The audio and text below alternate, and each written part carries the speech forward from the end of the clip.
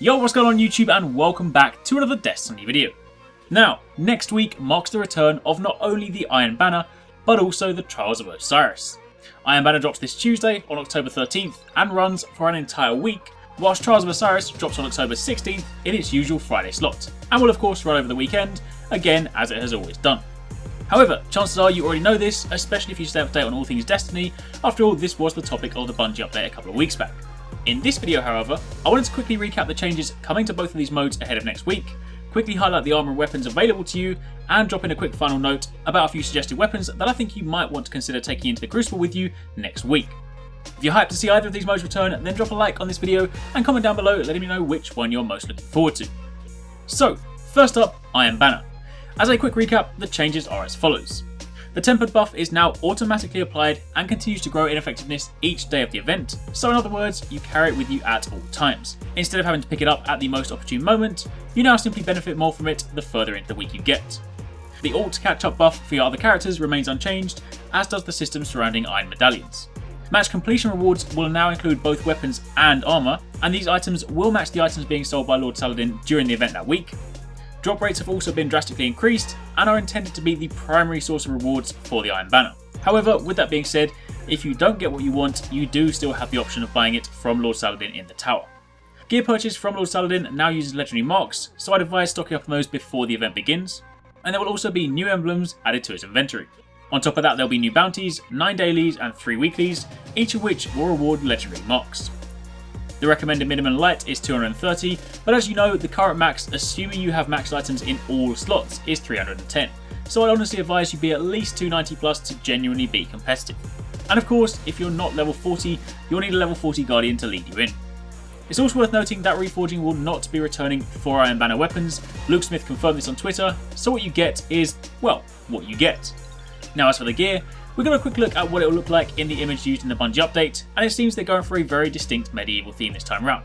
Despite being a hunter, the Titan in my opinion is definitely the coolest looking one. Each armor piece, according to the database, looks to be dropping at around 280 defense.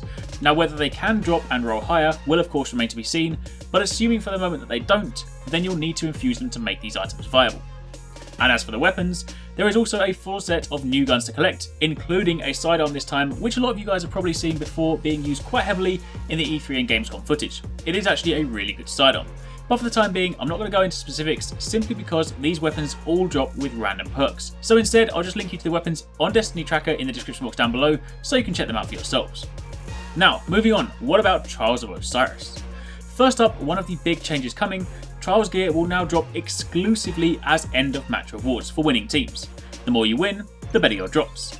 Passage coins will of course still drop for losing teams, and the Trials passage now contains a details page that outlines your active buffs. However, this time you won't be able to add buffs once you started. So whereas what we did last year would be say, get halfway through, then you buy the buffs, that will not work this time round. You simply need to buy them at the beginning, commit to your decision, and go in all guns blazing.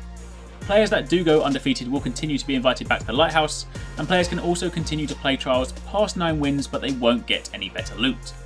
Brother Vance will also now have Trials bounties for you to give you even more ways to get loot, and teams will now be matched with similar wins. So in other words, if you're starting out, your opponent should be 2, but if you're about to get your 9th win, then chances are your opponent will be in the same boat too. So basically, it's all on the line. The recommended light for Trials is 290 plus, but again, given that the 310 is the current max, you want to be as high as possible. Plus, Guardians will need to be at least light 251 to lead a fire team into Trials. Now for the gear this time round, we don't have any pictures as such, but from the icons we see on the database, it seems like the gear is actually the same as last season's gear, just up to a new level, which I'm kind of okay with given that the last gear did look pretty sweet, but of course the database could similarly just have out of date icons and we could get some fancy new items. Either way, once again there'll be a full set of top tier gear, plus the additional 3 pieces that drop as the lower tier stuff. There will of course be a whole set of new weapons too, although no sidearms this time round, but once again links to all of these will be in the description box down below, given that they do drop with random perks and of course random elements. And on top of that there are also new emblems. Now one final note, since update 2.0 has dropped, the weapon meta has obviously changed.